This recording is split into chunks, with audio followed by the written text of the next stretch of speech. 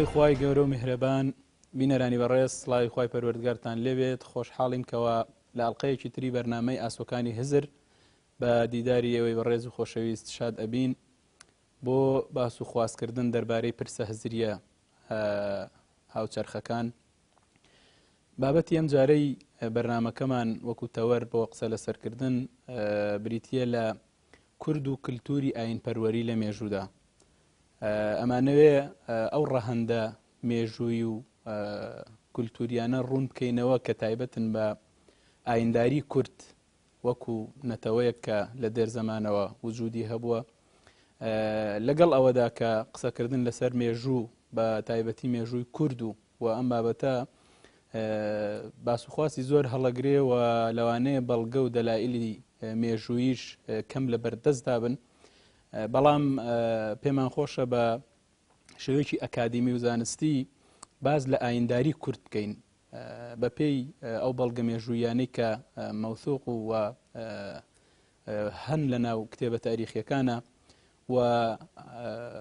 تا ڕادەیەک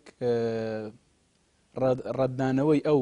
بابەتانەی کەوا ئەوروژێنرێن دەربارەی ئاین و ئاینداری کورد، بەڵام هیچ ئەساس و بنچینەیەکی مێژووی و زانستیان نییە، بەڵام لەم لاولا خەریکە وەکو حەقائق و وەکو ڕاستی مێژووی بە خەڵکی ئەسەلمێنرێن. بۆیە زۆر گرنگە لە هەر بابەتێکی لەو بابەتانە لە ڕووی مێژوویەوە بێ یاخود لە هەر بوارێکی ترا بێ بە شێوەیەکی ئەکادیمی و زانستی خەڵکی پسپۆڕ و خاوەن قەڵەم لەم بابەتەیە قسە بکەن. پێمان خۆشە ئێمە ئەمڕۆ بە میوانداری ئەم بەڕێزانەی کە ئامادەن باز لەو پرسە بکەین. ئەویش بەڕێز پرۆفیسۆر دکتۆر فەرسەد مەرعی، مامۆستای مێژووی کورد لە زانکۆی زاخۆ، و هەروەها بەڕێز کاک دکتۆر حسێن محەممەد ساڵح، مامۆستای مێژوو لە زانکۆی هەڵەبجە و بەندەش. بۆ زیاتر چوونە ناو بابەتەکە و هەروەکو سەرەتایەکیش کاک دکتۆر فەرسەد لە جەنابتەوە دەست پێ بکەم. کورد میلەتێکی ئاینپەروەر بووە، میلەتێکی ڕۆحانی بووە، هەر لە سەرەتای مێژوو دروستبوون و ئەو بەڵگانی تاریخیانی کە لەبەردەستان ئەوە ئەسەلمێنن کە کورد ئایندار بووە و حەزی بە ئاین بووە. بەڵام ئایا پێش ئەوەی ئیسلام بێ، طبعا لە دوای هاتنی ئیسلامەوە زۆرتر مێژووی کورد لە ڕووی ئاینداریەوە ڕوونە، بەڵام لە پێش هاتنی ئیسلام ئایا کورد چ ئاینێکی هەبووە و ئەوەی دەوترێت لەبارەی بوونی مەسیحی و یەهودی و زەردەشتی و ئاگرپەرستی و یاخود حتا هەندێک لە بەڵگە مێژوویەکان کە باس لە پەرستنی ڕواڵەتەکانی سروشت مەظاهری طەبیعیەکەن. بەڕای جەنابەت بۆ ئەوەی لەوە دەست پێ بکەین، ڕای جەنابەت چیە لەسەر ئەو مەسەلەیە؟ زۆر سپاس. بسم الله الرحمن الرحیم. ڕاستی ملەتی کورد کە ملەتێکی ئاریە، ئاری شتی ملەتی دیت ئاری ئەوێ دەڤێت ژیان، یعنی کوردن، فارسن، بلوشن، بەشتۆنن، ساغدینە کورد نییە بەلێ تنێ بەرێ چار پێنج ملەتە ئەوە عیبادەتی ڕۆڵەتی سروشتیت کرد، ئاف ئاگر هەوا يعني كردجي الجلوة ملتا يعني ملتك آين پرور بو كيفندا كيفناتيا مجوي كملتك كيفنا وقت آري هاتين أفدا فرا طبيعي كرد يعني كنجاد كردان أصل كردا طبيعي يعني خلكي أو دافرنا بس أف ملت ديت هاتين أفت يعني زمان كردي تشي بيجي زمانك هندو إيرانية هندو أوروبية بجا اف منطقه قلت ايرانوفيتش كورساجي جزء كشوي بارچه كشوي كتاب مقدس زرادشتي هاتيش افستاي هاتي يا بحث ايرانوفيتش كيري بجا موتي اريان باشي اف نافي بو ايران يعني كان بيجي ملتي كرد ملتك ايرانيه خلتنيه ايران يعني كجيغا نقص زي كدوله يعني في قافي فارس جزء كلا كرد جزء كلا ايران نا ايران في قافي كدوله كشاهي صالح 1935 دامز راندي او علاقه باونيه علاقه لا كونت لك جو وقت كردا او برستن او روالتي سروشتي او اجر هو الطرسيان او منطقه كي يعني صاربو قال صاربو اجري قال كارتكن سركر يعني كان جري سر هو اجر مثلا هوا بو اجر بو عاصفه بو او تشتخرى كرت طرسيان لا او تشتا طرسيان يعني بجاب مثلا وقت بور دنيا روند بو دنيا بو حطاف خوش بو بوانا جلا وقتی هاتی او ادیانت مثلا دینت کفنت کردا مثلا میسرایی بید، آنزرادشتی بید آن مانوی بد اما بحثی او مظهر صراعت کرد صراع هفرکیت کرنا بین هر دو خوانده خداوند خیری و شره مثلا بطاری بمثلا عاصفة بهواء أو طرس أو على أساس أو خداوند الشرع أهريمان بخوشي وحطاف وجواني وكسكاتي وبهار أو خداوندي أو أني فيرد ديار بو أو روالة الفيرد بجلاو أو ملتي كرد كأين برور بو بري أني ديبن مثلا بري أني سماوي بن مثلا كيهوديته ومسيحيته أن أين زرادشتي بيت مثلا وباشي فروعات مجوسيتي طبيعي الإسلام تأكيد كسر مجوسيات كآية هفدل سورة الحج إن الذين آمنوا والذين هادوا والصابين والنصارى والمجوس والذين أشركوا يعني سأكيد حساب دكت نلقى المشركة أو آينة بيشتش آينة كم بيشت والذين أشركوا أو مجموعة مجوسي مجموعة قل أديانية يعني مجوسي قرآن انتقاص ناكت بس قرآن مكتبة مجملة كتابة هداية مجمل شذا بيجد مجوس قل جروبن مجوس تشي بيجي مثرائية زرادشتية زروانية مانوية مزدكيات يعني شكل شار بينجك دقرت قرآن بحثنا كنا بس زرادشتي آن فلان وقت بيش مجمل بس أو تفرعت أو ديانته كو أو فيجا مثلا المنطقة آريا بلافابوين أف أديان المنطقة آريا بلافابوين باش أديانة السماويات هاتين يعني مثلا يهودية بري خد هاتيا طبيعي منطقة كردستان وعراق تمازبون قال هزبا إيراني أنقل جايزا قروس جايزا قروس جاي كت كفتن توشي بيجي نيفا كردستاني أنت قلت ولات كردا تجي بيفا كردستان بيفا كانية بس ولات كردا كونتره كرد لكردستان كوترن أو حقيقة يعني تجي كلمة ستان لعصر أخميني هاتيا ستان باشي لعصر إسلامي أو بيفا هاتيا كردستان كوقت مغولي هاتيا كمنطقة كردستان باشي كتسمية كإداري بو كارجري بو باشي بويا تسمية كناسنامك ملتي النتوي ديار بويا بجا أف أديانة طبيعي كرد أول كمين بيوندي ديني السماوي هاتي يهوديتها كيهوديت يهودية شو هاتي أبو كرساني طبيعي يهودية طبيعي لفلسطين بون يعني مثلا مزاين كانت تاريخ كون مثلا كون موسى مصر بو هاتا محاولة بكيت هاتا ديار مقدسة كود بجن فلسطين أن بجن بلاد كنعان بشتي موسى مردي خليفي هاتيو شعب النون أو دفرة كنترول كيرو بشتي پیغمبر دي هاتن يعني بو سرا قضات هاتن وفاشي داود پیغمبر هات وسليمان پیغمبر هات وفي او مملكة شبو مملكة إسرائيل شبو بشتي سليمان پیغمبر مردي كرك هاد نافي رحب عام بو رحب عام توراة ده بيش الكتاب المقدس إنسان كي باش نبو طبعا سليمان پیغمبره داود بابي پیغمبره أو ثابته بس رحب عام إنسان كي باش نبو مملكة إسرائيل دوازده بابك بو أسباط 12 بني إسرائيلي تقسيم بنا دو دولات دولتك تقول المملكة الإسرائيلية المملكة الشمالية باكور شمالي باي تختويت قلت باجير شكيم كوفي قافي مشي بجني نابلس نزيكي نابلس قلت نيوبوليس وباي تختي يديجي دولات قلت دولة يهودا المملكة الجنوبية بكردي بجني باشور كو باي تختوي أورشليم بكون بجني قدس وقلت أورشليم أفردوا مملكته لويبون وقتي آشوري هاتين دولة آشوري لم باي تاخذوا لمنطقة كرد أبديبو لنينوى لموصل فيجا موصل حالي أو هي رشك براسر سرجوني صالح حفصاد بيستدو حفصاد بيستوك بريزايني قبل الميلاد داغير كير أو جولك إنهان جولك لمنطقة نابلس إنهان للمملكة الشمالي باكور إنهان كردستان إنهان ولاتي ميديا تقولي نتقولي كردستان تقولي ولاتي ميديا ودان دانش الوري يعني استقرار بولاوي أو جولك قال صاكر قال كردكان أول بيوندي ما بين ديانة يهودي وكرد صالح حفصاد بيستودو بريزاني يعني بيوندي كردا ويهوديات جلاكونها 2000 حفصة صالح فيجا بيجي مثلا كالتوري كردي جيلا إسرائيل فيجا بيجيك جلا بيوندي بكردها ونزيكي كردايا يعني تو إحساسة كي كردي يهودي وكردي بسلمان جلا نزيكيكا يعني بتر مسيحي يعني أمن جلا جادانش تيمام قالت شو فرقنا كينا بينها شو اشتي كردي اس دي كردي بسلمان كالتوري ايكا تراث ايكا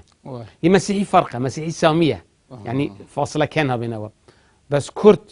كردي بسلمان وكردي اس دي ان كردي يهودي قال بس فرق لديانتها لا كالتور لا تراث لا وجدان لا قوراني لا فرقني ابد فرقناكي زماني بفونتكي بكردي درسته شتي مثلا مسيحي بكردي بقسبكت فونتكي فرقه نشد بيجد عرب نشد بس كردي يهودي ان كردي اس دي فرقنيه قال كردي بي او طبيعي يهوديه هات منطقه وبيوندي تشبو او بيوندي ما حتى صالح زارنا صدو تشلونه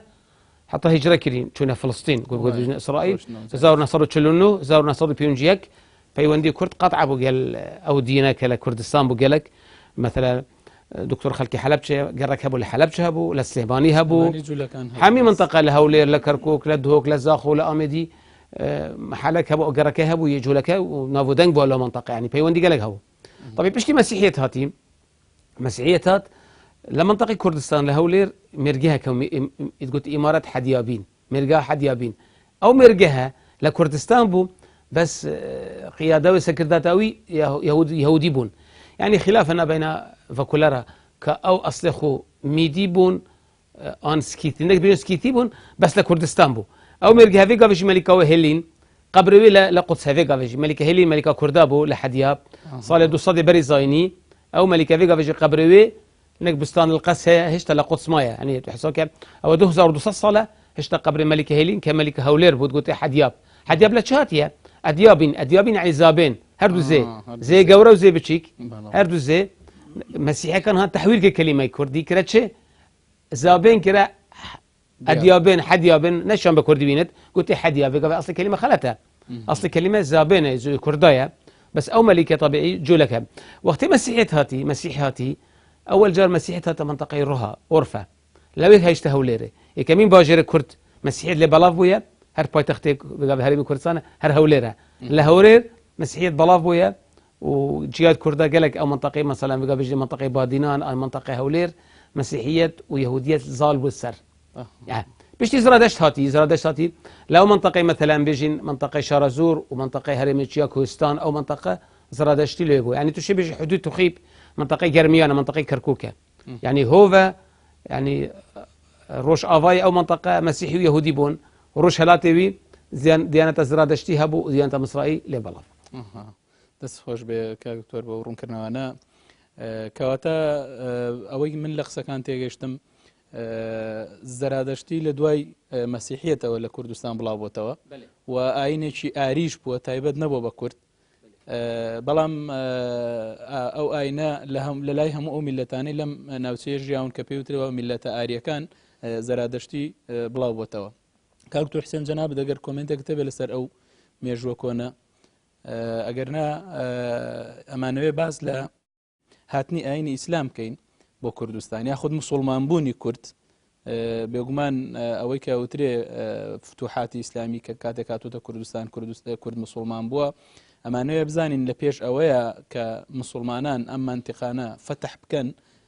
ئایا کورد هیچ پەیوەندێکی تری هەبوو بە ئاینی ئیسلامەوە وەکو ئامادەکاری وەکو لایانی مێژووی یاخود ئەوە تا کە کاتێک ئیسلام هاتووە ئەم ئاینە جیاوازانە لە مەسیحیەت و لە یەهودیەت و لە زەردەشتی یاخود مەجووسی بە هەموو ئەسنافەکانیەوە کاک دکتۆری شارەی پێەیە ئایا بە زۆر ئیسلام هاتۆتە کوردستانەوە و ئەمانەی سڕیوەتەوە یاخود لە دوایشا پێکەوەژیان هەر هەبوویان پەیوەندی پێشتر هەبووە سەرەتا بە ناوی خۆی گەورە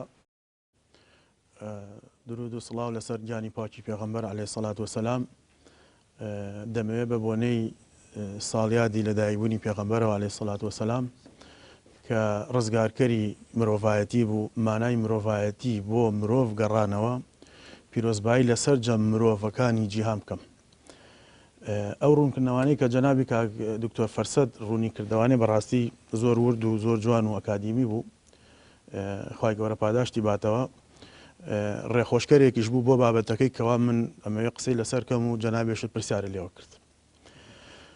سەرەتا ئەمەوێ بڵێم کەوا دوو جۆر پەیوەندی کورد بە ئیسلامەوە دوو جۆر بووە پەیوەندیەکانی کورد بە ئیسلامەوە جۆرێکیان پەیوەندی ناڕاستەوخۆ جۆرێکیشان پەیوەندی ڕاستەوخۆ بە ئیسلامەوە پەیوەندی ناڕاستەوخۆ ئەگەڕێتەوە بۆ ئەو کاتەی کە پێغەمبەری خوا عەلەیهی سەڵات وەسەلام داوە بانگەوازەکەی ئاشکرا بوو لە شاری مەدینە کورد وەکو میلەتی کورد کە هەڵگری دیانەتی زەردەشتی بوو یاخود دیانەتی مەسیحی تەبان لەو کاتا کورد لەژێر دەستی دوو ئیمپراتۆرێتی گەورە کە ئەم ناوچیانەیان لەژێر دەستا بوو ئیمپراتۆرەتی ساسانی لەگەر ئیمپراتۆرەتی ڕۆمی بەیزەنتی کە کوردستانیش ببوو بە دوو کەرتەوانە بەشێکی کەوا هەرێمی چیا و هەرێمی شارەزورە لەژێر دەستی فارسی ساسانیەکان بوو دیانەتی زەردەشتی و بەشەکەی تریشان کە هەرێمی جەزیرە و هەرێمی ئازربایجان وەمانە لەژێر دەستی ڕۆمی بەیزەنتیەکان نبوو، دیانەتی مەسیحی زیاتر لە ناویانە باو بوو. لەبەر ئەوەی هەموو ئاینە ئاسمانیەکانی پێشوو مژدەی پێغەمبەری ئاخر زەمانیان یاوە، لە دیانەتی زەردەشتیشا و لە دیانەتی مەسیحیشا بە هەمان شێوە باس لە پێغەمبەری ئاخر زەمان کراوە و مژدەیان یاوە بەوەی کەوا پێغەمبەر یەکێت لە ئەخیری زەمانە و ئەمە صفات و شێوازەکەیەتی ئەگەر هات ئەبێ ئیمانی پێبێن و باوەڕی پێبێنن. ملەتی کورد لە هەردوو ناوچەکەیەوە وەفدیان پەیوەندی کردەوە بە پێغەمبەرەوە عەلەیهی سەڵات وەسەلام، ئەوەی کەوا لەسەر چاوە مێژوویەکانە ئاماژەی پێکرێت کە جابانی کوردی بە کوردەکەی خۆشی گاوان کە ناوی گاوان بووە، گاوانی کوردی پەیوەندیەکە بە پێغەمبەری خوا عەلەیهی سەڵات وەسەلام، هەڵبەتە بە شێوازێکی نهێنی بووە پەیوەندیەکەی کەوا چۆتە شاری مەدینە، یاخۆت هەندێکیش بەلایەنەوە وایە کە هەر لە شاری مەکە بووە، ئەتر بە هەر هۆکارێک بوو بێ، بەڵام ئەوەی کەوا من بەلامەوە پەسەندە لە ڕاستیە لە سەرچاوە مێژوویەکانە زیاتر من دڵم بەلای ئەوەوە ئەڕوا. تەبەن ئەمە هەمووی تەحلیلاتن، هەمووی ئینە من بۆی تەحلیلەکەم بەڵە لێکدانەوەی ئەوەی ئەەکەم کەوا دوای ئەوەی کە پێغەمبەری خوا عەلەیهی سەڵات وەسەلام لە سوڵحی حودەیبیە ساڵی 6 کۆچی سوڵحی حودەیبیە کرد لەگەڵ قوڕەیشا، نامەی نارد بۆ زۆربەی مەلیک و پاشاکانی جیهان لەو کاتە، لەوانەی کەوا نامەی بۆچوو ساسانیەکان بوو، مەلیکی ساسانیەکان بوو، دەنگ و باسی نامەکەی و گەیشتنی بە ساسانیەکان بڵاو بووە لە ناو وڵاتە، لە ناو خەڵکە. ئەم هاوڵە بەڕێزە کووردە گاوان دیارە بیستویەتی دەنگ و باسەکە و هاتووە پەیوەندی کە هاتووە بۆ شاری مەدینە و پەیوەندی بە پێغەمبەرەوە کردووە عەلەیهی سەڵات وەسەلام و ماوەیەکیش لە لای ماوەتەوە. بەڵگەیشم بۆ ئەم لێکدانەوەی ئەوەیە ئەو فەرمودانەی کە گاوان ڕیواتی کردووە لە پێغەمبەرەوە عەلەیهی سەڵات وەسەلام کە لە ڕێگەی مەیمونی کوڕیەوە کە مەیمونی کوڕی تابعین بووە، فەرمودەکان هەمووی پەیوەندی بە ئەحوالی شەخسیەوە هەیە، باری کەسێتی لەبارەی مارەیی و نیکاح و زەواج و ئەم شتانەوەیە. ئەم ئەحوال مادام تایبەتە بە ئەحکامیش لە مەکە نەبووە، ئەحکام لە مەدینە بووە، چونکە مەکە هەمووی تایبەت بووە بە عەقیدە و بیر و باوەڕ. لە مەدینە ئەحکامەکانی ئیسلام لە مەدینە دابەزیوە. ئەو فەرمودانش کە گاوان ڕیواتی کردووە لە پێغەمبەرەوە عەلەیهی سەڵات وەسەلام هەمووی نزیکەی 10 فەرمودەیە، هەمووی لە ئەحوالی شەخسی و باری کەسێتی. بۆیە من ئەوەم پێ ئەو تەحلیلەم بەلاوە پەسەندە، یان ئەو تەحلیلەی بووەکەم کە لە مەدینە پێغەمبەری خوا عەلەیهی سەڵات وەسەلام بینیوە و ماوەیەکیش لە خزمەتیان ماوەتەوانێ و کۆمەڵی فەرمودەیشی ڕیوایەت کردووە. ڕیواتەکانی فەرمودەکانی گاوانی کوردی لە ڕێگەی مەیمونی کوڕیەوە زیاتر ڕیوایەت کرا و سەحابە خەڵکی تر لە مەیمونیانەوە ڕیوایەت کردووە. هەرچەنە پرسیاریان کردووە لە مەیمونی کوڕی فەرمودەی زۆرترمان بۆ بگێڕەوە لە باوکتەوە کەوا لە خزمەتی پێغەمبەرە بوو عەلەیهی سەڵات وەسەلام، بەڵام مەیمونی کوڕی ئەوەی وتووە کە باوکم یعنی گاوانی باوکی زۆر وەرعی بووە لەوەی کەوا ترسی ئەوەی هەبووە نەوەکو فەرمودەکەی کە ئەیگێڕێتەوە زیادی بکە یان کەمی بکە، زۆر کەم فەرمودەی ڕیوایەت کردووە. یعنی ئەمەندە وارع بووە لە گێڕانەوەی فەرمودەی شاکە، چونکە پێغەمبەری خوا عەلەیهی سەڵات وەسەلام کە فەرمێ من کەذەب عەلەیە متعەمدەن فەلیەتەبەوەء مەقعەدەه من النار، ئەو کەسەی کەوا درۆ بەدەم منەوە هەڵبەستێ بە عەمدی با شوێن بۆ خۆی لە جەهەنەما دیاری بکە یاخود شوێنی جەهەنەما. ئەمەندە وەرعی هەبووە. فەرمودەکانی پێغەمبەریش عەلەیهی سەڵات وەسەلام زۆر بە کەمی گێڕاوەتەوە، نەبادا زیادە و یان نوقسانێکی تا بکە لە فەرمودەکە بچێتە ئەو بابەوەی کەوا درۆ بەدەم پێغەمبەرەوە عەلەیهی سەڵات وەسەلام هەڵبەستێت و بچێتە جەهەنەمەوانێ. بۆیە وەرعی زۆری کردووە، ژمارەیە فەرمودەی کەمی لە پێغەمبەرەوە عەلەیهی سەڵات وەسەلام ڕیوایەت کردووە. ئەمە پەیوەندیەکە لەو پەیوەندیانەی کەوا ناڕاستەوە خۆ کورد کردوێتی بە ئیسلام و خۆیان ڕەوشتون. هەندێک لە سەرچاوە مێژوویەکان ئاماژە بە کاروانێکی بازرگانی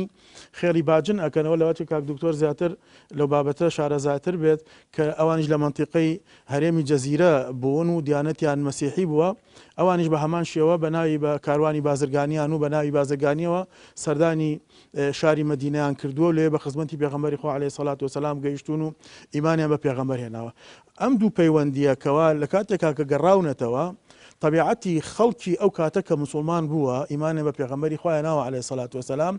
بە شێوازێک ئیمانەکەیان وەرگرتووە کە تەنها بۆ خۆی نەبووە بەڵکو هاتۆ بانگەوازی کردووە پێغەمبەری خۆ عەلەیهی سەڵات وەسەلام هەر کەسێک لە هەر تیرە و نەتەوەیە کە هاتووە ئیمانی پێهێناوە باوەڕی پێهێناوە دوایی کە گەڕاوەتەوە ئامۆژگاری ئەوەی کردو ئەوەی کەوا فێری بوویت بیگەێنە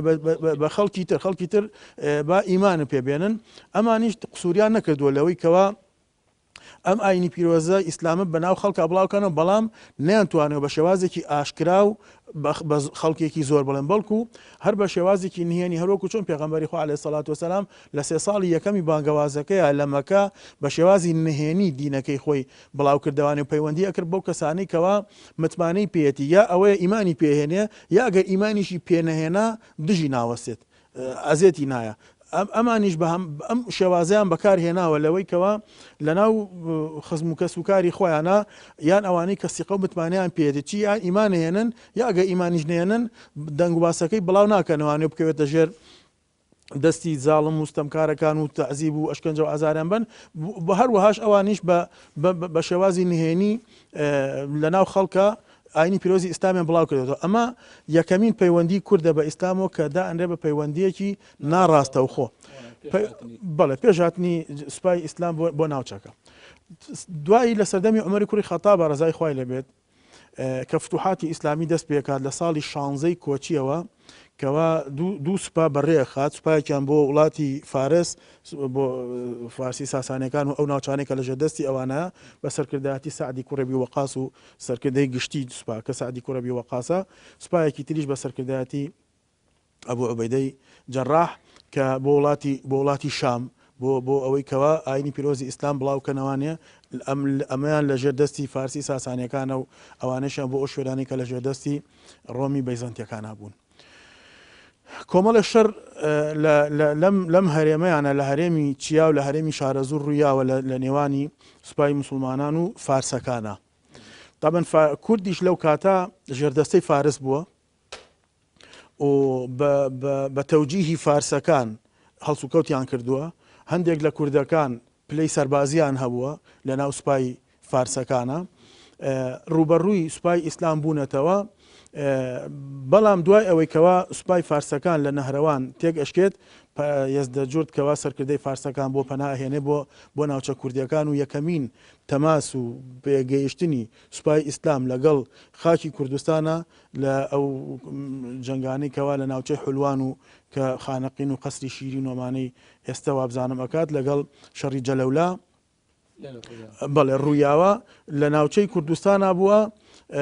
بەڵام شەڕەکە لەگەڵ فارسا بووە فارسی ساسانیەکان و حەزەکەی بە تەفسیلتر باسی ئەو مۆزوعات بەڵام ئێستا ناوبڕێکمان هەیە دوای ئەو ناوبڕە درێژاین بە باسوخواستەکەمان بینەرانی بە ڕێزی خۆشەویست دوای ناوبڕێک پێتانەگەینەوە.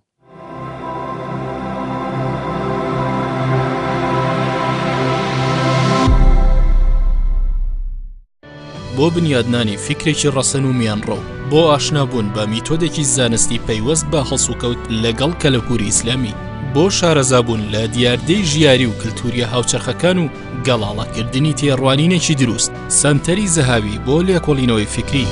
لە میانی کتێب و بڵاوکراوەکانیەوە هەوڵەدات بۆ دووبارەهێنانە گۆی دەقە پیرۆزەکان و چۆنیەتی دابەزاندنیان لە بوارە جیاجەکانی ژیانی گشتیدا سەنتەری زەهاوی بۆ لێکۆڵینەوەی فکری هەوڵی ڕەخساندنی کەشوهەوای گونجاوەدات بۆ بەکاربوونی عەقڵ و بیر و ڕانانی هزری لەم پێناوەشدا هەردوو سەرچاوی قورئانی پیرۆز و فەرموودەی بەرز بە بەکارهێنانی هۆکارە زانستیە ئیسلامی و کۆمەڵایەتی و سروشتەکان ئەکاتە بنەما سەنتەری زەهاوی بۆ لێکۆڵینەوەی فکری لە ئێستادا دەیان ناونیشانی جیاجە لە بڵاوکراوەکانی سەنتەری زەهاوی لە کتێبخانەکاندا بە هەردوو زمانی کوردی و عەرەبی دەسەکەوێت.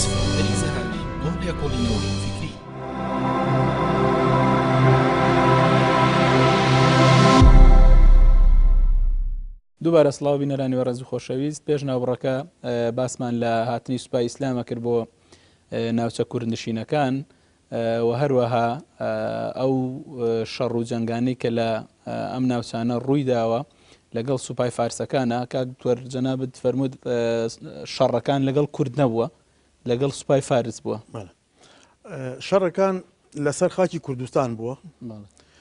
ئەو کەسانێکی کەوا شەڕیان کردووە بێگومان لەوەی کەوا خەڵکی کوردی زۆر لە سوپاکا بووە هەندێک لە سەرکردەکانی سەرکردەی کورد بوون بەڵام ئەم سوپای کورد نەبووە چونکە کورد خۆی کیان دەوڵەتی نەبووە سوپای دەوڵەتی فارس بووە فارسی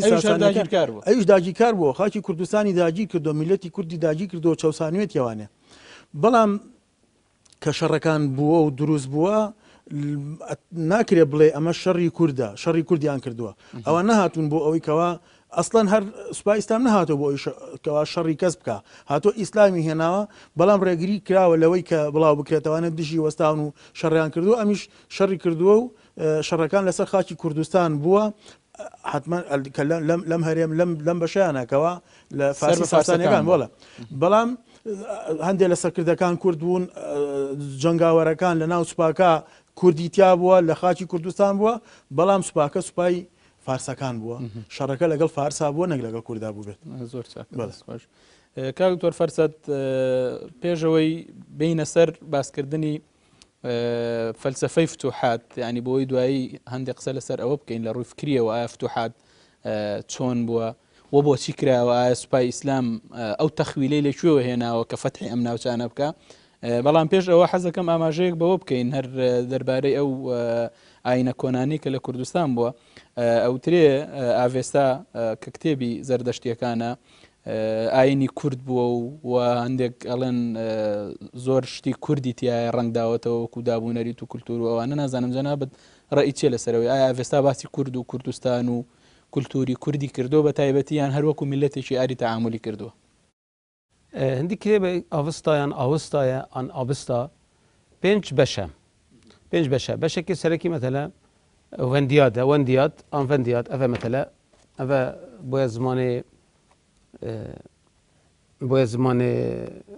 عەرەبی و بەروی گاوێژ بۆیە زمانێ کوردی بە لەهجەی کرمانجی خوارەوە سۆرانیان بژنە سۆرانی نابێنە دووکڤانە ئەڤ وەندیاتە طبیعی ئەڤەیەک شووە قسامێتوەیە کو مەسەلە ئەلیسنایە فێسبەردە یەشتاتە چۆن پێنجەکە ئەڤە ئەساسی ینی ئەڤە هەمی قەزایەت فقه لەوێدانە فقه ئەوە نەسەوێ فەرکردی یەک ینی فەسڵی یەکەم بەحسی 15 دەڤەر دەکەت 15 دەڤەر هەمید کەڤنە ئیران و تکەڤنە ڕۆژهەلاتی ئیران نە ڕۆژ ئاڤای ئیران ئەغلب شووە بەس ئێک کەفتە منطقەی ئاران کەفتە ڤێگاڤێ قەفقاس منطقة بيجي ناكورني قرباغ في صراع بين أذربيجان وبين أرمينيا يدي منطقة مروية وصغد بلاد ما وراء النهر نزيكي هند حدود هند وباكستان باز ده جيجا بجيجا بحسي رباري دجلة دكت حتى بحسي ميسان دكت باجر ميسان يعني عمارة أو بجنة بلغة كون بجنة ميشان إيك بيوندي بكردنية يعني نافي كرد وكردستان لا باز ده جيجا رقمية كفاية تداية بحث ناكت أبدا يعني أول جي يعني جاكي سرق راكيشة غريبة كوفيجا في كل ريكورد دبيجن والله ديني كورد زرادش تيبو زرادش بيغمبركي كورد بو اما ملاحظة كر يعني افستا حمي شو بحسنا كريم نديت يتدا يكت شكيدشي كورد ملتكي رعويبو جافاتي بو شوان كاربون افستا قال تاكيد كت حمي يعني باش افستا تاكيد سر زراعة دكت شتوكال فيجا بيجي ملتي كورد حتى شان صار شو يجي هر يعني علاقة بشواني او ديهبو ملتك لشاغ جاوا حقتها هو شلون كا تاكيد زرد سر قشتوكاله قال لك سر زراعته تمدين وزراعته شهرستانيات يعني فرقك جداهيه قال لك تاكيد سر فارس ذكت يعني قضيه فارس وصغدي او منطقه ومثلا منطقه ري يعني في طهران بايتخت ايران لا ري هذه اواكرن يعني طهران باشوري طهران لسريه ري لهرمي لعصر الاسلامي جي بايتخت هرمي تشيابو يعني بحسي مثلا منطقة مرو دكت مرو كيف روشهلات إيران كيف منطقة خراسان بيوندي كردبينية يعني منطقة كردستان مثلا هرميتشيا روش آفا هرميتشيا مثلا أذربيجان أتروباتين مثلا ولاية جزيرة ميسوبوتاميا مثلا سوات عراقي عربي أهواز بحسي نباتاتن يعني كذا يعني أوا رد السركود بيجن أوا يعني طبيعي قضية كديش سر هي قضية جبليويم زرادش لكيبويا راستا يعني في دوسر روايات هيك زرادش لكيربويا عند الرواية دبش لمنطقة شيز بويا شيز تختي سليمان كت كفتا بن أورميدا عندك دبش لا والله لا روشلات إيران بويا يعني باحث وفكولر إشكالي هي إشكاليكي ميجوي هي لكيبويا بيغمبر بيغمبر بيت يعني قال إشكال هي يعني اختتوتي مقارني بيفكاني تبي هند دراسي مثل لغوي لاجوستكسيه افستاي بيني بيوندي بكي اشكالك جالك اشكالي هيا شكي بتر ربطه ب روش هلاتي ايران شكي لويز رادشي بلاف بويا مش الصراع زرادة سجها كل بويا هيك منطقة وكيما قلت الشيس تختي سليمان كفت أورميا أو كفت أو ربطك بكردستان فهي دوامين لمنطقة الرية سيامين لمنطقة بلخ بكتيريا يعني بري فترة الرحمانوف رئيس طاجكستان احتفال كل بزرادة تقول زرادة خلكي طاجكستان شكي باجير بلخ الربطة بطاجكستان فهي حدود دولة أفغانستان وطاجكستان يعني الرحمانوف يقولي أو زرادة بيغمبرة كيما هي قومية مية فارس بجنة يمية كرد بجنة يمية يعني فدا حل وسط هي يعني أو تشي بيجي هكا مصلح بد هكا بيغمبر بد تشنجي يهوديات ومسيحية اعتراف بيناكن كبيغمبر هذا يجيني قالك إسلام من صفتر لحميد يعني قال علماء إسلامي مثلا بونمونا ابن حزم الأندلسي لكتاب أخو الفصل في الملل والنحل شهر صدو بيونشش كوتش كريا يعني كوتش دواي كريا شهرستاني أو جي عالم مكي يعني ملل والنحل بوي أديان أشعرية شافعية بين صدو الهشت كوتش دواي كريا وقلقشندي هالصدو هشت مثلا كوتش دواي كريا عالم مكي مصرية هرسدا بجن تشد زرادش بيغمبر بت نمصلح بت بيغمبر بت اغلب يعني فكولاري اوروبي ده بيجن وروشالات ناس ده بيجن نا مصلحه جوريه مصلح شنجي اصلاحتي على غرار بوذا وكونفوشيوس يعني بوذا لهند وكونفوشيوس للصين واوجي لايران يعني لا اريا كان يعني او بالتاكيد السركو او اساس او نظريه جوان انايا او صراع انايا هفركينا بين خير ونا بين شر او يعني بنات افكار كي يزرادشتيا يعني زرادشتي محاوله كي اديان يكون اريا كان أبيكو روالتي سروشتي هبو وقال خداوند هبو قال خداوند هبو أو خداوند بكتا على أساس ألقى الخدا هيك أندو خوا كتا هيك يعني أهور مزدا وبكتا أهريمان إشكالي زرادشتي أويا كده دخوا يعني أختي تثنية يعني القرآن بيش لا تعبدوا إلهين اثنين لسورة بيجت لسورة النحل بورد كرنوي أو تقول إسلام ولا مسيحيات ولا يهوديات خواي خير شكر وشر شكريا خواي آدم جي شكر وشيطان جي شكر هردو يعني خوا بس لزرادش مشكلة أو صراع متوازن ند بالند يعني مقابلة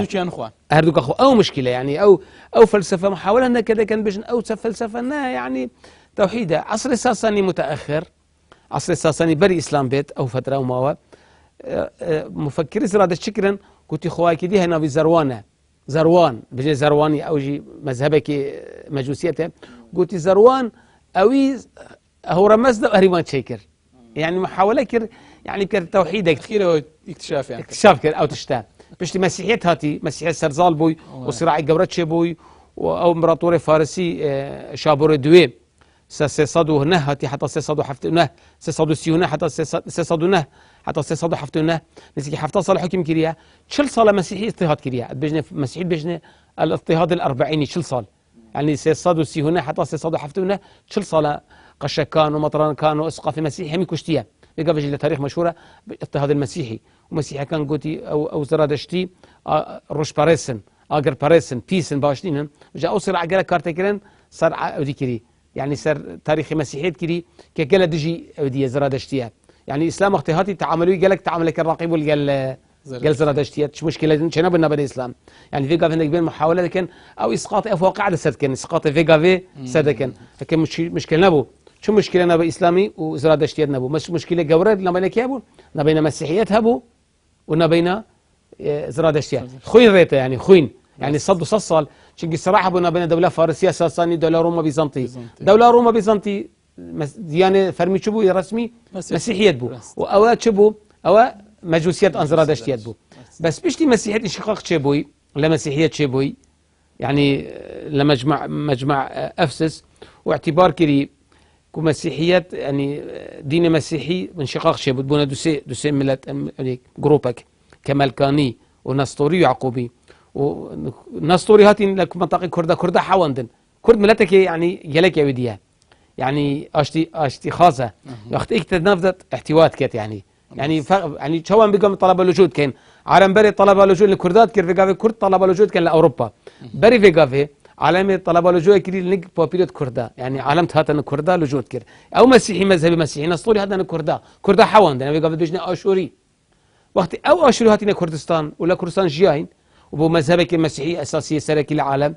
صراع كيمبو بوشي جيجي او مسيحيه او دجي مسيحيه ديانه دي بو معارضه بو اوبوزيسيون بو دولة فارسي احتواء وكر لوري او صراع كيمبو بس القلب يجي مثلا مسيحيه كارتكرين سر زرادشتيكر تيجي قلت هين ديانه كا ثنائيه دنا او جيت قلت هين سنه او تسليسه او ثنائيته او قال فايده بو حتى وقت اسلامتي هاتي نيزيكي توحيدي بزرادشتيات يعني محاوله فيك باش زرادشتيات باش اما نا باش تخواي قوري زرادشتي او رمز دايا تي او طلب دعاء له رمز دايا دعاء طلبناك يا الاهرمان بس قالوا اهرمان هرز دون شوفي قال ام بيجي للساحه عالمي امريكا وروسيا ند المقابله يكونون دو قوات شرق وغرب اوجي قوات بس طبيعي نهايه بوكيه سرك فرازي وسرك كوتن بوكيه هرب ورمز دايا بس بشتي شان صال بشتي نهزار صال لو دوري حياه يزرادشتي باش نهزار صاله 6000 صار صراعه وششدي بتنه نهزر صار لان نهايه الزمان دي بتاع عصر الالفيه السعيده ولا حمي اديان هيا يعني مسيح ديت اخر مسيح لا اسلام هيا ولا يهوديات هيا ولا مسيحيه لا زرادشتي هيا بس السوشيان ديت زرادشتي دوام ديت سوشيان دي بتاع الالفيه السعيده وصراع ديت يعني دي كي اله الخير دي بسركبت بس قالوا يعني وقت او بحث كرد بيجن الزرادشتيات يعني علاقه بكرد هي وزرادشت كرد بروار بو وكرديني كده او شيء علاقه بو يعني بحث علمي يعني فاكولين زانستي شيء اثبات ناكت او كان باورنا كان بصرماني بلا سكن روش هلات ناس غربي مجال عالم هنا مثلا جاكسون امريكي هي مدار مستر فرنسي هي ادوار براون بريطاني هي حميتا كي سراوات كان كدين زرادشتي خاصه بفرس حقا يعني شي امبراطوريه ساساني امبراطوريه فارسي بو بري او امبراطوريه بارثي اشغانيان باش نملك الطوائف الاسلام حتى اخميني يعني بخذ انا فرمي بو العصر الساساني ديانا عاده دين سلطه سياسي دروستكا يعني بلي ما او امينين او زردشتي ومجوسيه السلطه سياسي بو فارس درست كردو او بو كرد دروستيكا يعني اسلام كهاتو السلطه سياسي بو عرب دروست كردو لنا يعني ناوت عربي كانوا دروست بو جاوج اكري وكو دليل لك سير كري ما دام او دينا سلطه سياسي بو كرد كانك بو كرد دروز نكردو يعني ناكري الدين بيبو ملته جردست هر بجردستيش بينته او ملته بلي شي دين زرادشتي مراكزي سنتري مراكزي اجر بارسي حمله كيرها لمنطقه فارس هي تشي بيجي باشور روشهلات ايران يعني منطقه مثلا بيرسيبوليس منطقه اصفهان منطقه شيراز شيراز يعني تاكيد اوسر مثلا بيرسيبوليس بايتخت دوله اخميني بو بيجي بيجي كعبه زرادش لها قبر كورشي لها او تحمل لها هنا شو علاقه يعني بيجي تساكي مثلا جهه زرادشتي وقت لمرن دخمه لمنطقه كردستانيه شو بدك لمنطقه هورمانها بالدخمه يعني ابراج الموت يعني قبرستان زرادشتي باش امشنابت اخو او روالة سروشتي ام تدنيس كين لا اخ بيز دكات اختي مرينا مرت كانت اخذ بيزبت سوشي اجر ده بيزبت هوا ده بيزبت كانت او ده بيزبت اذا دخمها بون لا سريتشا كان دخمها بون او جنازي دنابله طير طول هاتن طير تخارن وتشو ودي كده او لمنطقه كورنينا همين لمنطقه كيرنا الله خراسان هي الله سيستان هي الله فارس هي هرس الاقليم ربط بقى بفارس بقى وحقتك يعني شربت بكردنينا هند برزقه هبن اوجي لمنطقه هورمان هنا ماينا هورمان شي منطقه كي شاخه كومبو وكي دكتوري اما جابي كدي كرد بن دستراتي فارس بون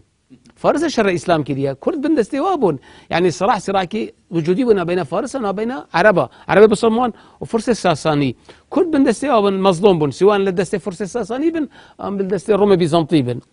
او مثلا شيكاتو بي تاريخ جوري اسقاطي او واقع في غافيبكي او واقع في غافي سركبمكي او محاله حقيقه يعني كحقيقه بحث العلمي لازم شيء اكاديمي علمية نانية بس ابقى قصيكي عاطفيه قصيكي ايديولوجيه عند احزاب كرديه جب محاولات كان او تشتى مشروع تمرير كان سر كرد ها وهندك اشخاص هنا بوصي او منظمات تبشير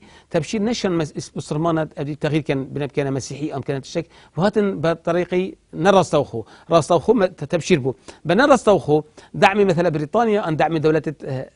دوروبر دعمي او مشروع كان نرستوخو يعني مهم بس كرد الاسلام درخن مشكله لا هو كرد بتا مسيحي ام بتا يهودي مهم كرد درخت وقال جا صراع شبه هفركي شبه سرمالي وسرا قضيه دنيا تافهنا بين او جروبا كان زرادشتي هل قد بشت امثله حقيقي ما واولى او باجر سليماني مع يعني زور بيان له محاوله كانت كارتكرين سر هولي رد كان بس ايوه فشلنا شيء قضيه ايديولوجيه من فهي بس دكتور عفوا يجين هي كامان زردشتي كان اعتماد خناسري پیری شالیار هەبووە پیری شالیار کە یەکێکە لە شوێنکەوتەکانی زەردەشتی وەکو کە لەسەر چاوەکانە خۆیان باسیەکەن هەندێک لە ئامۆژگاریەکانی زەردەشتی تەرجەمە کردووە بە زمانی هەورامی کۆن نووسراوەتەوانێت ئەڵێن نسخەکەی هەیە و لە بەردەستا زمانی هەورامی کۆنە ئەوان ئێستینا دەکەنە سەر ئەوە کە زەردەشت ئەڵێن بە دەلیلی ئەوەی کەوا ئامۆژگاریەکانی پیری شالیار کوردیە و هەورامیەوە بۆ یەکڵم پێغەمبەری کوردەوە بەڵام کە ئەشید لێکۆڵینەوەکەی پیری شالیارێکێکە لە ئەگەر واژ بوو یەکێکە لە شوێنکەوتەکانی ئامۆژگارەکانی ئەوی تەرجەمە کردوێتەوەکو کەسێک چۆن تەفسیری قورئانکە بە زمانی کوردی یخۆ ناکرێتەوە بڵێ وەڵا قورئان کوردیە لەبەرەوەی کە کەسێک شوێنکەوتەیەکی قورئان تەفسیری کردو بە زمانی کوردی دکتۆر ڕزانچەکانی تۆ هەمووی تەواوەکە بەڵام ئەوان ئەو بەڵگەیان پێکە دکتۆر ئەو قەزیە ئەمە وەختی لە زانکۆ بووم مە دکتۆر جەمال ڕەشید هەبوو ئینسانێکی ینی مامۆستای تاریخە کوردی کۆم بوو لە جامعەی سەلاح الدین بەری 30 ساڵ 40 ساڵ ئەو ئینسانێکی زیرەک بوو ئەو قەزیە ئەوە نییە ئەو قەزیە ئەوە دووسێ وەسیقەی بە زمانی یۆنانینە ئەسڵەن بە زمانی کوردینە و لە فارسیجی نییە بە زمانی یۆنانیە ئێکی ڕەزی خۆفروتیەک بە زمانی یۆنانی بوو وەختی ئەسکەندەر ئەو دەبەرە ئەو وەسیقە مایە ئەو وەسیقی کێوە کرد یەک هێناوی سعید کوردستانیە سعید کوردستانی کوڕی مەلای بوو مەلا ڕەسوولی بوو مەلا ئیمامی مزگەوتی گەورە لە سەرەندەش بوو لە سنە بەعساتی تەنسیری هاتی پرۆتستانتی ئینجیلی هات بنە ئۆرمیای ساڵی 1970 ئەو کوڕیەوە کە لە مەسیحی و پاشی فرەکرە لەندەن بۆ طەبیب بۆ دکتۆر وات لە هەمەدان ساڵ 1942 لە هەمەدان مری ئەوی ئەو وەسیقە ئەوەی کرد تەحریف کرد ئەوە محاولە کرد انتقاص بکات لە عمر بن خەطاب ها وقلت عمر خطاب منطقة كردي غزو كريا وكرد يعني جني كرد سبي كريا وكريا أو تشدرس كر كيما كاتب فرصة وعندك كرد مثلا كيوم كرياني هات لراوندوس مجلة كابو زار كرمانجي صار 1929 صار أو وثيقة نبي سجارة كادي سر زمان سعيد كردستاني وأول وثيقة جماعتي هذه مثلا هاتن عندك كاتب كرد هاتن يكي كردي قوراني بو مشهورة لجامعة طهران هاتو أو ساغكر بدوتشت بطائفيات وبعرقيات طائفي بو قوران بو شيعي غلاد بو أم بجني كاكي يارسان بو وكي يجي فارس بو وأو خدو جي كرد بو أبي تقولي كرد ملتك تابعي فارس تابعي شاهنشاهية حاجينا كرد حقي خوار قلت بشتي أو شورى شام أو دي هاتي يعني قاضي محمد هاتي وهاتي روخاندن سردست الشاهي أو محاولة الشاهي دعم بكت دعم أو بكت على أساس كرد فارس يكن وملتك آرينا وفرقش داينينا وكرد يعني هر لحكم أول ثقة لا فترينا دجي إسلامينا ودجي عمر بن الخطابينا شو أساس بونينا حتى دافعك مذهبي بوزور دافعك مذهبي ودافعك عنصري بس أبو حتى مستشقة قلت شو أساس بونينا يعني ماكنزي كي بريطانيا بيشت وثيقة زائفة بعربي بيشت لا أساس لها من الصحة جدروا شو أساس بونينا شيء أو خط أصلا أو خط علاقة بوينا أو يقولي أو علاقة بزافية بالزمانية يونانية حتى بالزمان بهلوية ونزمان فارسية وثيقة إكلا منطقة هورمان زاوية خفروتية حتى زاوية بيونانية زاوية تريا يعني عنب يفروتي أو ثقة ثابتة لما أحد دراسات آسيوية يجيبوا لجامعة لندن أو إثبات كذا وحقته راست دست خوش به کاتێکی کەمان وابزانام لە بەردەستاماوە لە بەرنامەکە کە دکتۆرەمەوێ بیقۆزینەوە بۆ ئەوەی زۆرتر باز لە هاتنی ئیسلام و سوپای ئیسلام بکەین بۆ منتیقە کوردیەکان و ئەو ڕیوایەتانەی کە ئەوترێ لە ناوچە کوردیەکانە ئیسلام بە زۆر و زەبری شمشێر چەسپێنراوە و دوایی بڵاو بۆتەوە یعنی ئەمەوێ ئەگەر هەر بە کورتیش بێ ئاماژە بەوە بێی ئەگەر دینێک بە زەبری شمشێر و زۆری زۆرداری بەهاتایەت ئەم ناوچەیە ئایا توانی بەرگەی 1400 ساڵ بگرێ و بمێنێتەوە لە ناو خەڵکەکەیە زۆر جوانە دەست خۆش بێ بەڕاستی ئەو بۆچوونە هەیە لە ڕاستیە لە زۆربەی کتێبە مێژوویەکانە ئەوەی هەم کۆن و هەم تازەیش بە تایبەتی لە کتێبە تازەکانە زۆر احتیمال دەخەنە سەر هەندێک ڕیوایەت کە ڕیوایەتی دروستکراوە طبعاً لە کتێبەکانی تەبەری و ئەمانە کە هەیە المەسعودی و یعقوبی ئەمانە کە جێگەی سیقە و متمانەش نین مەسعودی و یعقوبی بەڵام تەبەری جێگەی سیقەیە لە ڕاستیە بەڵام ڕیوایەتی هەڵبەستراو لە مێژووەکەیەوە پێویستەکەکەوە لێکۆڵینەوەی تا بکرێن گوایە کورد ئیسلام هاتووە بە زەبری شمشێر و خوێنڕێژی و قەتڵ و عام و سەبی و بەدیلگرتنی ئافرەتەوە کۆی کەوا ئێستا کە داعشی کات بە کورد ئابۆ شێوەی ئیسلام لە ناو کووردا بڵاو بۆتەوانێ بەڵام لە ڕاستیە کە ئاچیت دیراسە و لێکۆڵینەوەکەی هیچ بنەمایەکی ڕاستی لەو بابەتە بەدی ناکەی بەڵێ شەڕ لە ناوچەی کوردستانە بووە وەکو پێشتریش ئاماژەمان پێکرد بەڵام شەڕ بووە لەگەڵ فارسا نەک لەگەڵ کووردا دوای ئەوەی کەوا سوپای فارس شکاوە دانیشتوانی کوردستان کە ئیتر ئیسلام و سوپای ئیسلام هاتوۆتە ناو شارە کوردستانیەکانەوە دانیشتوانی کوردستان بە حکمی ئەوەی ئێمە پێشتر باسمان کرد لە ڕێگەی گاوانی کوردیەوە هەندێکیان شارەزاییان لە ئیسلام هەبووە یاخود هەر بیستویانە لە دیانەتی زەردەشتیە کە لە ناو کووردا فەرز کراوە بەسەر کووردا لەلایانی فارسەکانەوە باس لە پێغەمبەری ئاخر زەمانەکە کە ئەمە معلوماتیان هەبووە لەسەری کە ئیسلام مسلمانان هاتوونەتە ناو شارەکانەوە کورد بە ڕەغبەتی خۆی مسلمان بووە بە شێوەیەک مسلمان بووە دەستی لە دین و لە ئیسلام بەرنەیەوە هەتاوەکوی ئێستاش زۆر خزمەتیشی بە ئاینی پیرۆزی ئیسلام کردووە ئەو شەڕانەیش کە بووە هەموو ئەو شەڕانە بە زۆری لە ئەو دوو هەرێمە بووە کە لە ژێردەستی فارسەکانە بۆ هەرێمی شارەزور و هەرێمی چیا ئەوی تر کە لە ژێردەستی ڕۆمەکانە بووە بە زۆری وا بووە کەوا بە سوڵح چونکە دیانەتی مەسیحی کەوان لە ژێر دەستی ڕۆمەکان بوون و دیانەتەکان مەسیحیە ئەو ناوچانە بە زۆری بە سوڵح کەمترین شەڕ لەو ناوچانە دروست بووە ئەنجاوەکو شتێکی زۆر ئاسایی سروشتیشە ئەگەر بێت و کورد شەڕی کردووە لەگەڵ ئیسلامە لەگەڵ سوپای ئیسلامە چونکە کورد شتێک کە نایناسێ تەبیعەتی ئینسان وایە دوژمنی ئەو شتەیە کە نایناسێت کەوانی عەدوون لما یەجهەلوه ئەو شتێک کە نایناسێت دوژمنێتی بەڵام دوای ئەوەی کە ناسی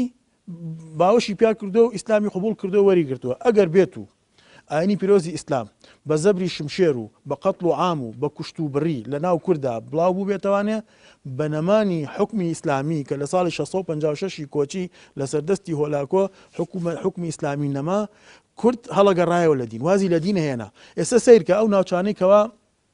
داعش داگیری کرد خۆر بە ناوی ئیسلامەوە ئاخە ئەمان ئەڵێن ئەهات چی کردووە داعش کاتی خۆشی عومەری کوڕی خەتاب و سوپاکەی بۆ شێوەی لە کورد کردووە باشە هەر ناوچەیە کە داعشی تیانامێنە خەڵکەکەی یەکسەر هەڵناگەڕێتەوە لە داعش یەکسەر هەڵەگەرێتەوە لە دژی ئەوش قساکە ئەنجاوەکو حتا لەو مقابلە تەلەڤیزیۆنانە کە ئەیبینی ئەژیان لە سایی داعشا بە جەهەنم ناوەبن کە خەڵکەکەی بۆ شێوی نەکە ئەی کورد بۆ وای نەکرد بەرامبەر بە ئیسلام ئەگەر ئیسلامەکەونەکان پێشینەکانمان بەو شێوەیان کردووە لەگەڵ میلەتی کووردا بۆ میلەتی کورد هەڵنەگەڕایەوە لە دینی ئیسلام دوای ئەوێ هەرچەنە هەندێک لە سەرچاوەکان ئەڵێن هەڵگەڕانەوە هەبوو ئاماژە بە هەڵگەڕانەوەیەک ئەکەن لە شارە زور بەڵام بەڵێ هەڵگەڕانەوەیەک هەبووە لە شارە زور بەڵام هەڵگەڕانەوە نەبووە دژی ئیسلام هەڵگەڕانەوە بۆ دژی فارسەکان چونکە دوای ئەوەی کەوا لە شەڕی جەلەولا و لە حولوان و ئەمانە تێکشکان سوپایەکی گەورەی کۆ کردەوە فارسەکان و یەزدەگورد بۆ ئەوەی کەوا شەڕی موسڵمانەکانی پێ بکە کوردەکانی هەرێمی شارە زور پشتیان نەگرت هەڵگەڕانەوەیان کرد لە دژی ئەو بۆ پشتگیری لە ئیسلام بەڵام ئەمان ئاوەژۆ کردووە لە هەڵگەڕانەوەی خەڵکی شارە زور لە ئیسلام هەندێک جموجوڵ هەبووە لەوانە ئەبوو مەریەمی خاریجی لە کتێبەکانی مێژووە ئاماژەی پێکە ئەبوو مەریەمی خاریجی کەسێکی عەرەب بووە لەگەڵ خەواریجەکانە بووە لە شەڕی عەلی کوڕی ئەبوو تاڵیب ڕەزای خوای لێبێ لەگەڵ خەواریجەکانە تێکشکاوە کە خەواریجەکان تێکشکاون ژمارەیەکیان پەرتەوازە بوون و ڕایان کردو ئەبوو مەریەمی خاریجی هاتۆتە ناوچەی شارە زورەوە لێرە کۆمەڵێ خەڵکی لەگەڵ خۆیان ینی تەسقیف کردووە لەگەڵ خۆیان و نزیکەی 500 تا بۆ 400 بۆ 500 کەسێکی لە کورد لەگەڵ خۆیان بردووەتەوانێ بۆ کوفە شەڕی